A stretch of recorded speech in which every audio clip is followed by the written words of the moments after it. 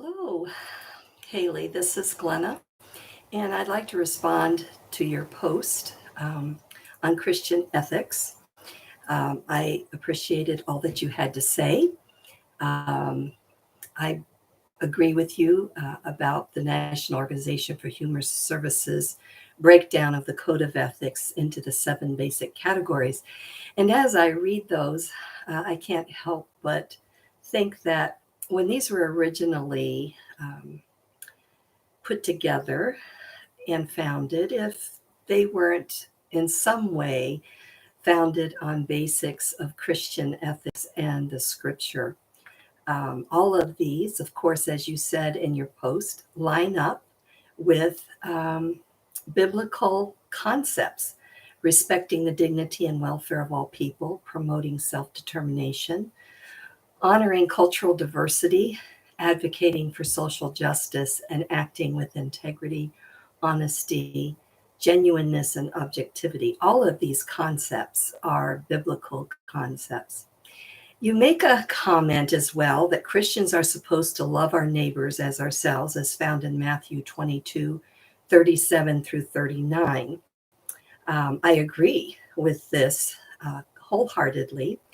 And I'd like to point out that in this particular passage, the word for love that is used here by Jesus is the term agape. You may have heard of this already. There are five kinds of loves that are written about in the Bible. And this particular one is the concept of agape love, which is a God love. And I'd like to give a quote from Barclay's New Testament Words, which gives a definition of agape on pages 21 through 23. This New Testament Words book was published by Westminster Press out of Philadelphia. And this is what he had to say. Agape love is the spirit which says, no matter what any man does to me, I will never seek to do harm to him. I will never set out for revenge. I will always seek nothing but his highest good. That is to say, Christian love, agape, is unconquerable benevolence, invincible goodwill. It is a principle by which we deliberately live, and it is a deliberate principle of the mind and a deliberate conquest and achievement of the will. It's not simply a wave of emotion, it is a conviction of the mind issuing from a deliberate achievement and conquest and victory of the will.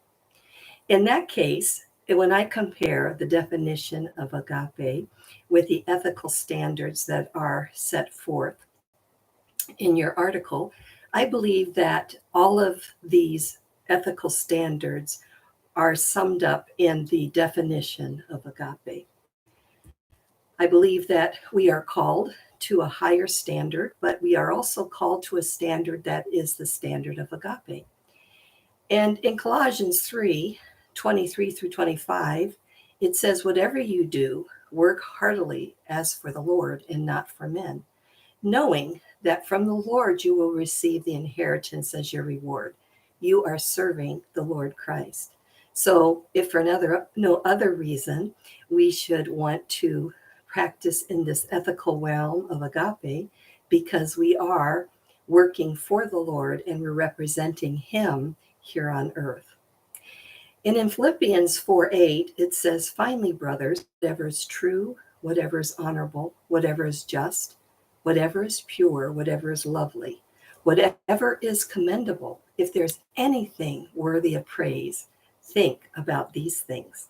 And to me, that's an ethical statement in and of itself. We are to do what's true, honorable, just, pure, lovely, commendable. And all of these things line up again with the ethical standards that are listed in your article. Agape is about being the person God called us to be. He wants us to be in relationship with him and with our fellow man. In Parson and Dickinson, they mention on page 47 of their book, Ethical Practice in Human Services, From Being to Knowing, and I quote, you will move from simply knowing and understanding ethical principles to being ethical.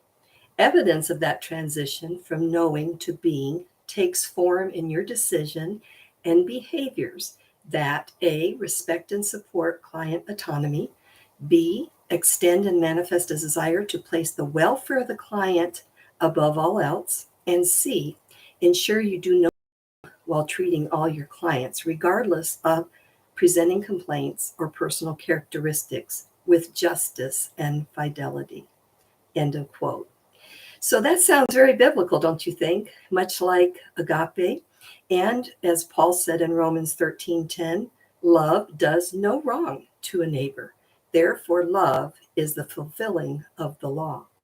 So, along with this, there's also the concept of doing no harm to your neighbor. As a Christian, pastoral, and biblical counselor, I believe we should manifest agape love in all that we do and all that we are.